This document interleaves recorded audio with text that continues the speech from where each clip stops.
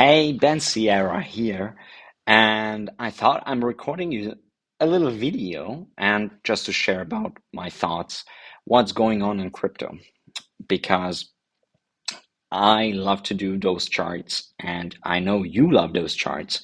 And sometimes you are thinking, what is this guy thinking? Can he send a little message? Yes, I can. We're in an interesting situation. It seems like green candles are not even working at this point. We are in bear market territory for a while. And crypto bear markets, they tend to last 1 year. It is not given, right? And it can be plus minus. And we're now almost 1 year in.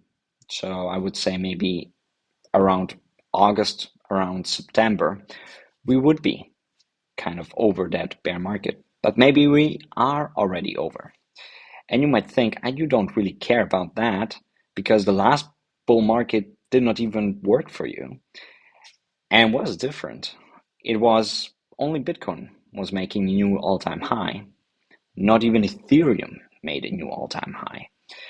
And all the altcoins, we don't even have to talk about that, right? They didn't perform, as well as some of our favorites did not perform. But it does not mean that they're not great. The environment that we were in was a high interest rate environment and an inflationary environment. So if crypto is a risk on asset, then with higher interest rates, things don't perform that well, especially the ones that have even higher risk. So in the crypto category, maybe Bitcoin kind of performed, but all the other ones did not. And stocks kind of performed around the same time to some degree. Yeah, they made some new all-time highs, but it's not like spectacular. And that's why a lot of people think this time it cannot happen. But we are lowering interest rates continuously because inflation is capped in its boundaries. I mean, there are a lot of crises going around the world, and it kind of affects that, as well as, you know, not like certain blockchains are not yet attacked that are more centralized in nature. And that's why users don't feel the pain. Even though recently some of those blockchains showed a little bit of what can happen. They actually froze some assets because of some hacks happening that are very unfortunate. And so they were trying to freeze funds, but those funds cannot be really frozen on these centralized networks. So um, those are the ones that are really valuable. And my followership knows that. So I don't even have to go into that. Um, but it's an interesting time that we are in. Um, in our ecosystem, we disrupted that one, and we have talked about that, especially. The community for hacks that we are in, mostly, and a broader community around it with PulseChain, could have maybe performed, but we were disrupting it with the whole liquidity bonding and PulseChain coming out at that time, and altcoins not performing in this environment. They could have, I mean, nobody knew exactly, but because it is crypto is such a retail heavy thing, and people don't have that much money with those high prices, and they're just cashing out their assets. I mean, that's what we see in retail a lot. That was quite affecting. So now that at one point we kind of normalize that process, we enter an environment where we have lower interest rates, things can happen again. So the upcoming bull market, that will start at one point, I'm just guessing when, right? Could potentially, mean something great for altcoins, especially because so many people have just checked out from that and they think it cannot happen. And when a lot of people think that it cannot happen, it sometimes happens. Um, And that's when you have to know which altcoins you're in, and you have to know your security in advance because things can move fast. So I'm personally not giving any advice, obviously, but I think now waiting for all the exact time of trying to trade the absolute bottom, I think you cannot do that. You are never able to do that. We are already at low prices. We are looking into that 1 year end of a bear market. Um, and Bitcoin can start performing as other assets with lower interest rates. Um, yeah. But yeah, we are in a tough spot. And but what is really great to see, I mean, there are some, especially now with regards to hacks, for example, is that we have users staking more than end staking. So the supply of hacks is actually deflationary. It started already in February, and now in March we have the confirmation, and we will see more data on that. I mean, I've seen a little bit of April data, and there we tend to inflate a little bit again, so we're not that deflationary in April, but it's not too problematic or anything. But the fact we never had this of a strength of deflationary thing, meaning so many stakes being much more than the hacks coming out of the old stakes. And this is just due to like a core group of hexagons just staking no matter what. And the lower the price is, and if the same amount of money is kind of coming in, at one point you get these deflationary tendencies if the hexagons are just staking and staking and staking. So that is something that I want to see. And I don't want to see yet high prices. I don't think that we can get it like all of a sudden. It can happen, things can happen. But just if we just observe the data over the next month, over the year, that we are able to stake more than hacks is coming out of the old stakes, I mean, that would be tremendously awesome. And now we are just kind of like, we flipped it. And now we will see these months if we kind of like can balance it. Sometimes we're staking more, sometimes we're staking less. Let's see if how it works out. But I want to see like the trend being this positive in staking. And and then we have many other great things in a pulse chain ecosystem. We can talk about ProveX. I mean, ProveX is really awesome. I really love it. We can also talk about security, right? Because, I mean, we had that recent incident, which I did not really went into a deep dive, but I saw Alex's post on Twitter, which I'm going to shout out here. You know Alex from the founder of Hedron and Icosa, and his next thing I think is called Sigma, which is quite interesting. I would look into that technically for sure. He technically can do amazing, great stuff, and he had a really great analysis on that. It's unconclusive of exactly what happened, but there was a lot of money lost with a very sophisticated attack, and it's questionable like how much that person was targeted. And you really need to check what transaction you're signing with your key. This is very important. And don't just check, the beginning of your address and the end of your address. Like start checking like somewhere in the middle as well, because these attacks are getting super sophisticated and they try to emulate in a way that everything is okay. And if you don't pay attention, you can just lose a lot of money in crypto. That's why downloadable frontends are great. You need to know, of course, like that downloaded front end is really nicely working. But if you use it over time, you can be assured that it's a secure way of using it. So I'm all for downloaded DeFi front ends that you use, but they requires some more technical skills. Um, a little bit, not too much. You don't have to be too technical to do that. Um, so yeah, just be super aware. Just use very trusted things. And even if you use trusted things, I mean, just try to do not too much of interaction. Like the less transactions you make, the less risk you are going into doing something stupid. It's like with trading, if you trade all the time and you do a lot of transactions, you get into the habit of doing a lot of things. So then you maybe lose the oversight of what you're doing.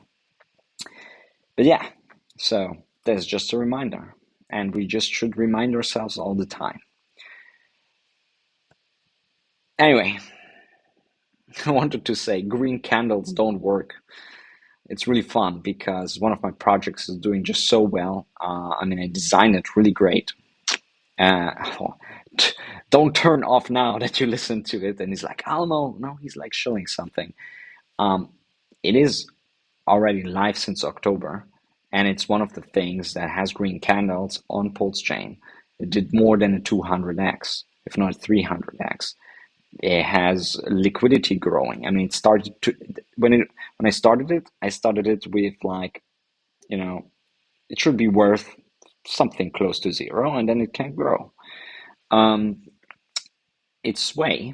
I'm talking about Sway, and you can like stake it like hacks, but I call it saving because you start a savings account and you get interest like hacks. So it has very similar capabilities of what Hex is doing, but it's also very different from it. Uh, it's really having a market-based interest rate, and it is even performing and securing now multiple hundred Ks of savings now on the blockchain. It was audited. It's an awesome thing. It has green candles, but I titled the video that green candles don't even matter at this point currently because people are just like, oh no, I fear it's a new thing and there are risks involved. Yeah, but with every great protocol, the more time, you know, it has, the more reliable you can be that it's a good working thing. And it had no problems. It just ran flawlessly. You can go to swaysavings.com to just check out all the information and then immediately go to the front end. You can read the code, you can read the audit, you can check the chart. It is actually pretty great. Um, and yes, so it's just funny. I like to create new things, and some people are critical about it. And when the bull market starts, then things like these, they could really work out, very well.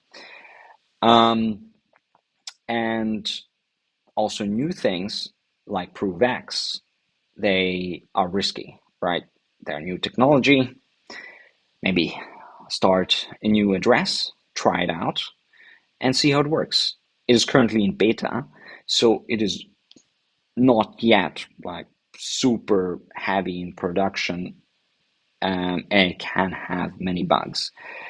But the volume is increasing on it, and it is something that in 2025 was growing. I mean, it's based on the same technology that Peer has, which is formerly known as ZK-P2P. So what it does is that it makes like centralized exchanges, um, it makes them like not needed because is a peer-to-peer exchange where you from your bank account can pay someone and you can prove that, and with that proof you're getting the funds on the blockchain, which are usually stablecoins. I currently only stablecoins on ProveX. But this is a real game changer, and maybe prove X will also prove other things. And there's already so many problems with proving in real life all the things that are true because of AI. And there are so many fake things going on that proving things of the real world and proving it from trusted, addresses and parties, um, and trusted services becomes immensely valuable. And Proof X is exactly trying to do that. And its liquidity is even completely different from Hack's liquidity and Pol's liquidity because they're all kind of bound together, so they move all together. Proof X's liquidity is bound to stable coins, which I do like because Proof X has to perform by itself. And when the price drops at Proof X, it's only the Proof X holders who make that happen. And if it goes up, it's only the Proof X holders that makes it successful. Actually, just an anecdote, Sway has the same thing. It has only stablecoin liquidity over 2K, like it's 2.5K. It's not much. Sway is a small community, but it grew from 250 and also from 250 in liquidity. Um, so these mechanisms now, Sway is, it can there's a small amount of Pulse liquidity also for Proof X and for Sway, but they are only successful if people are buying these things. And they only go down if the people who are holding them decide to, to sell it. And Proof X holder is quite, the holder amount is quite small. Um, so it's a small amount of group of people, and it's sometimes actually quite good because those small group of people, they want to push really something. It happened back then with hacks in the old days. There was a small group of like 19,000 hexagons who were using the protocol, and they were super passionate about that. And with ProveX, a small group of, I think, like maybe at this point it's more than 12,000. I don't know exactly the numbers, but it started from somewhere there. And they're just super passionate about that. I would even include myself to be a passionate ProveX tech guy because I believe that this tech could really be revolutionary. And um, the token sometimes does not perform in the same way like the technology, so you should not take that as a word, but sometimes it does. Um, but it's a game changer. So whatever happens in the future, like if governments start attacking again, they want to censor things, which there's indication, especially the European Union is indicating that they, want to like have heavy compliance on all money transfer. They tried multiple times, and they also brought through some regulations. So you have to be vigilant, and it might happen again. But then, through ProveX, you could never stop. You could never stop it because it's a peer-to-peer protocol. And it also, there are different banks or different financial services that, are having these capabilities. Um, so even if they would attack centralized parties, they cannot just attack all of us, right? That's the nice thing about decentralization. And yeah, so now we talked a lot about a lot of things. Um, I would love to talk to you more about like Sway even because it's my passionate project, and there's so many things went in there, and a lot of people don't know why it is so interesting. And in my case, I feel like it's innovative, and the innovation comes from my experience, for example, with hacks. So I wanted like a slightly different type of hacks, just to have a different type of technology. And it's funny that actually nobody took like the success of hacks like so seriously to create some sort of similar economics model, just with some slight differences. So one big difference is, and comes from this pain point of, hey, when the fees are high, yeah, it is very painful to get a stake out. And we used to see that on Ethereum when the fees were very high. Sometimes it did not make sense to get out small stakes.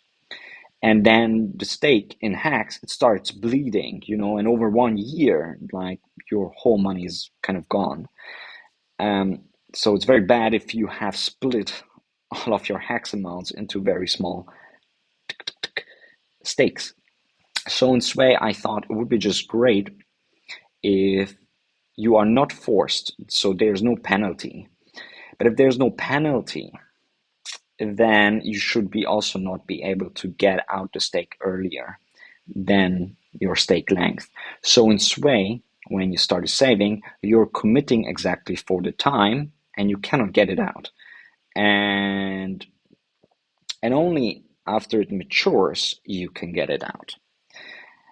So, and then you can wait kind of forever, and you even earn interest. So you can get it out whenever you want. And this is, I think, really great because it's like from user experience. I mean, I had a lot of people who told me that they wanted to get out their hack stake once the fees were low, and they did not know that there's a penalty. And even the good accounting, which was not made for this case, to save you from freeze, good accounting in hacks, you will pay the fees when you good account, so you cannot just good account instead of ending your stake due to fee reasons.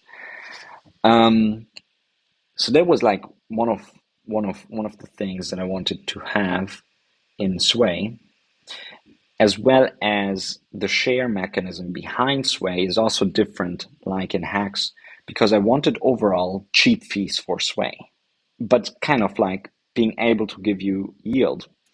So I think especially in Hexa's design, due to the bigger pays, better bonus, and some other bonuses, each stake kind of has like a unique amount of shares, and imagine like the daily rate that a stake is getting in hacks. It's kind of each individual for each stake. And that's why everything has to be counted for a stake every day of payout for each stake individually. But in Sway, to make fees cheap,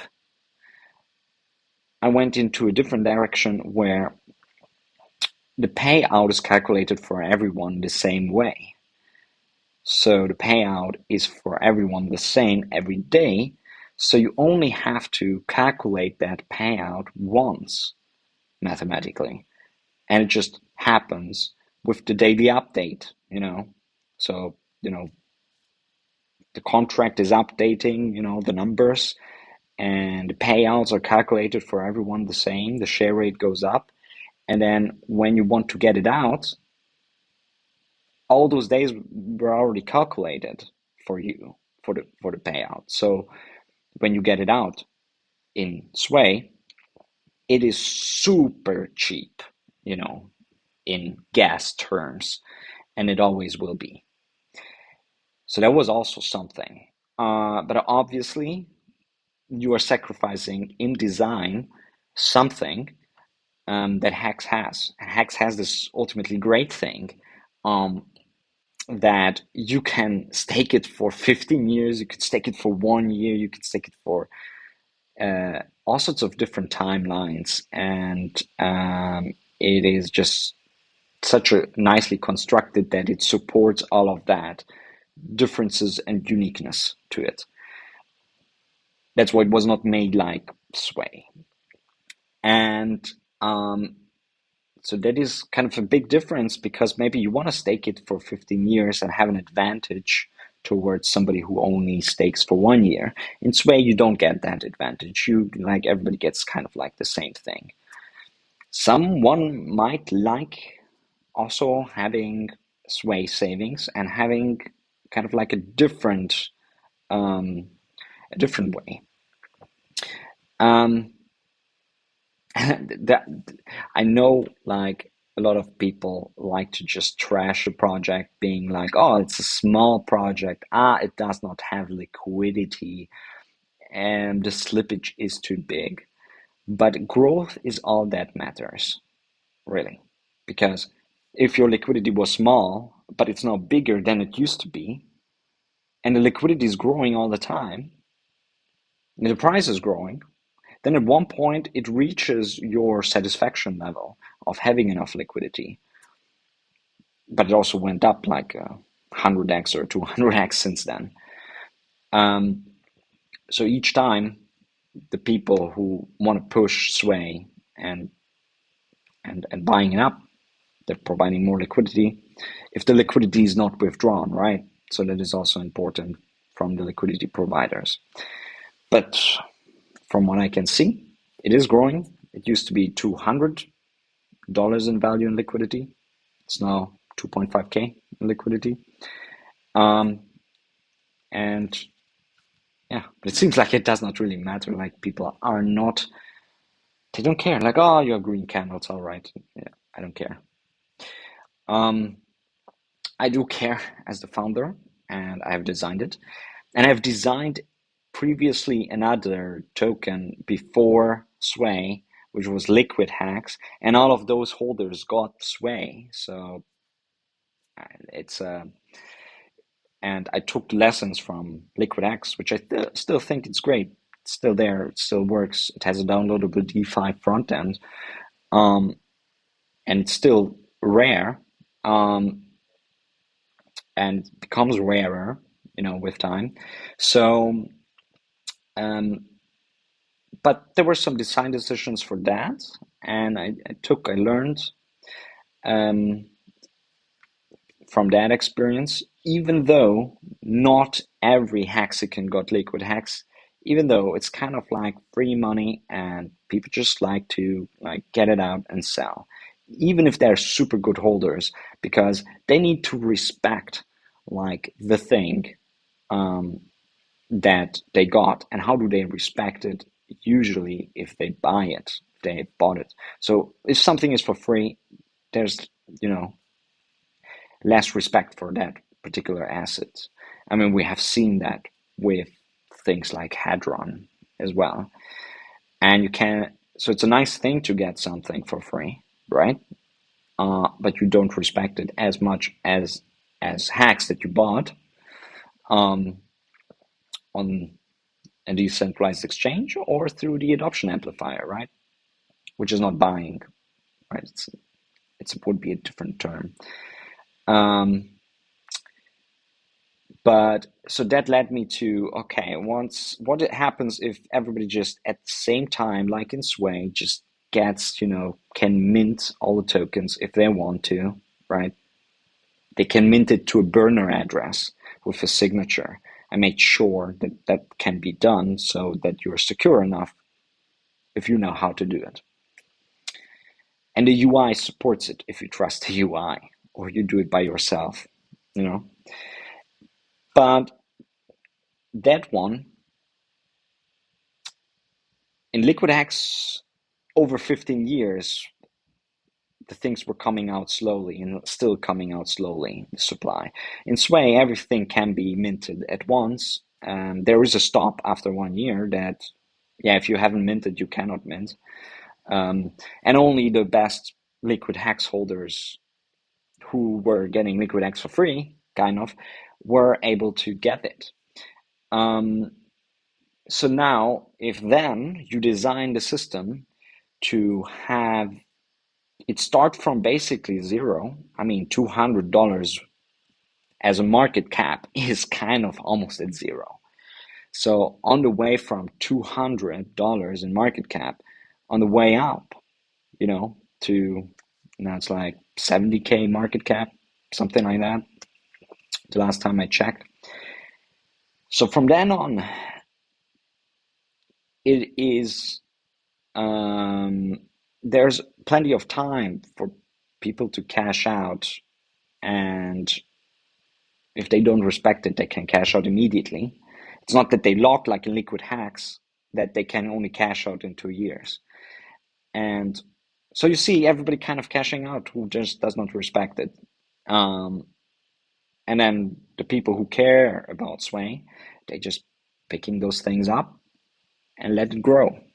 So I found a way how you can get everything for free, uh, but then still kind of design it in a way that it can grow.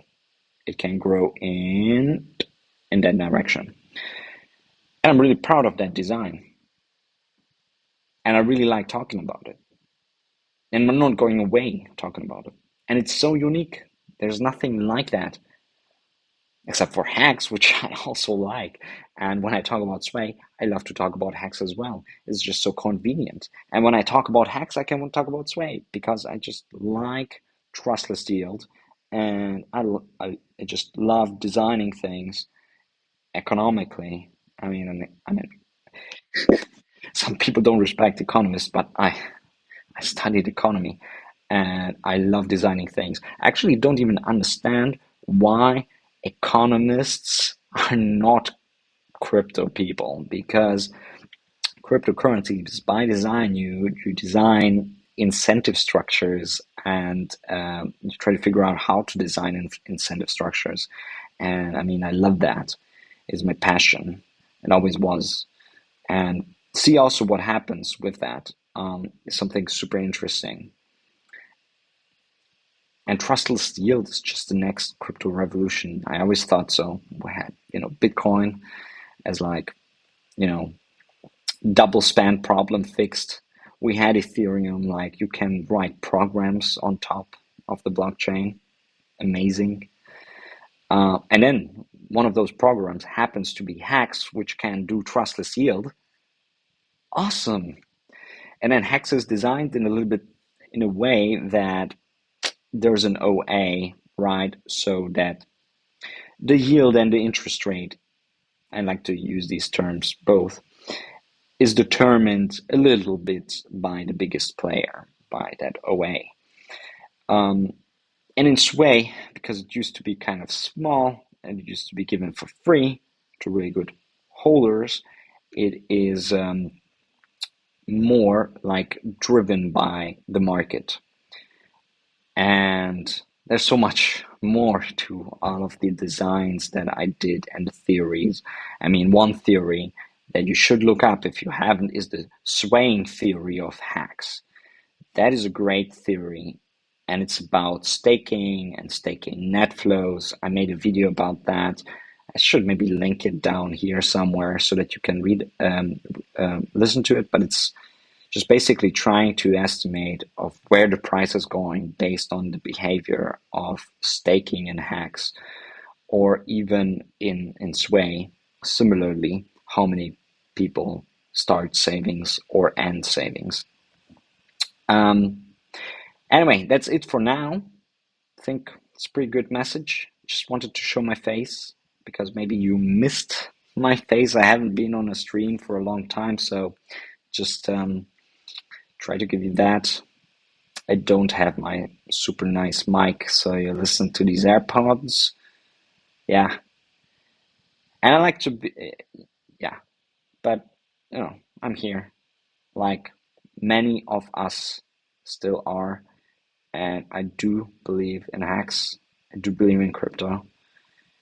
Even with everybody paying attention to AI here and there, um, crypto is still the best performing asset in human history. So always pay attention to that. And with that, have a great day. Let me know what you think about my thoughts. I want to hear your thoughts. I want to hear about how you feel at this moment. If you think that a bull market can come, and especially if Hex can do its second term, or is it too late? Tell me that. Do you think I'm just crazy lunatic with crazy theories, interpreting too much into it? Tell me. But one thing I'm sure about, you have to be secure. You have to know how to manage your keys. And not your keys, not your coins. Remember that. Goodbye. See you on the upward trend, hopefully, soon.